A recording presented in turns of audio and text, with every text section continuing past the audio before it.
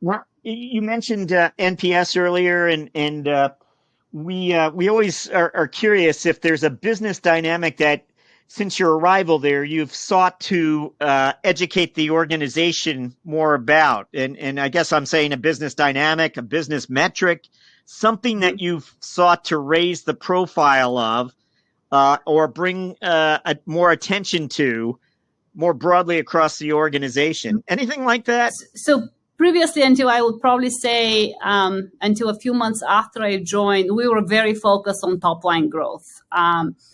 And majority of what we report and how we will report is premium, which for us is indication of top line growth.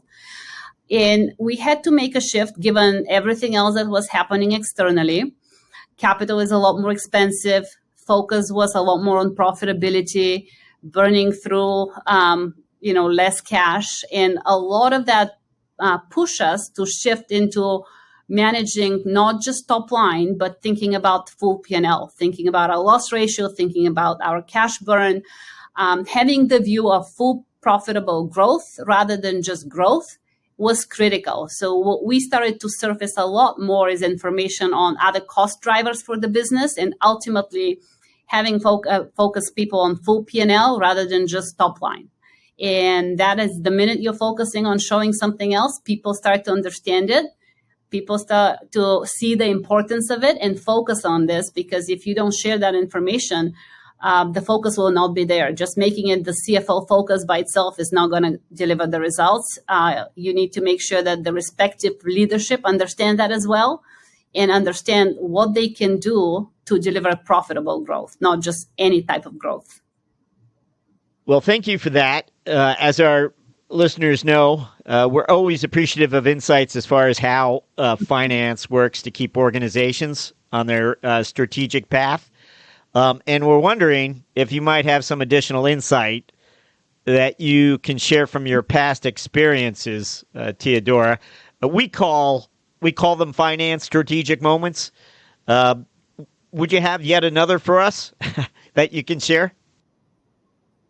Yeah, I would love to say that I have many of those happening on a daily basis. The one that I would love to bring up is through my career, I spent a lot of time supporting sales teams. And usually what is critical with the sales team is they respond really well to how you design compensation. And if you don't design it the right way, you may get a different behavior that you don't intend. So looking back at that particular example, the way we work is we set the company goals and we know at a high level where we want to get to and how we get there. And sales teams at PayPal play a significant role of that. How are we getting to our strategic long-term vision?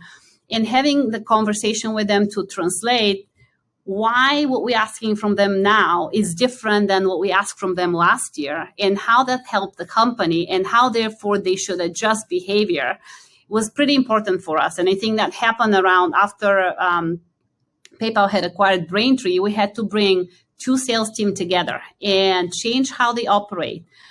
So we had to paint the vision for them of what PayPal needs, how is that new dynamic between the sales team coming together, and ultimately what is the goal.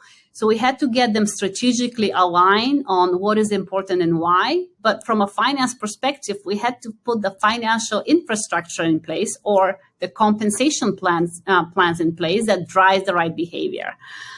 So that has happened in multiple type of occasions, not just related to sales team. I think such an effective approach has to happen with any other goals and any other alignment that you need to get for people to work towards the same strategic direction.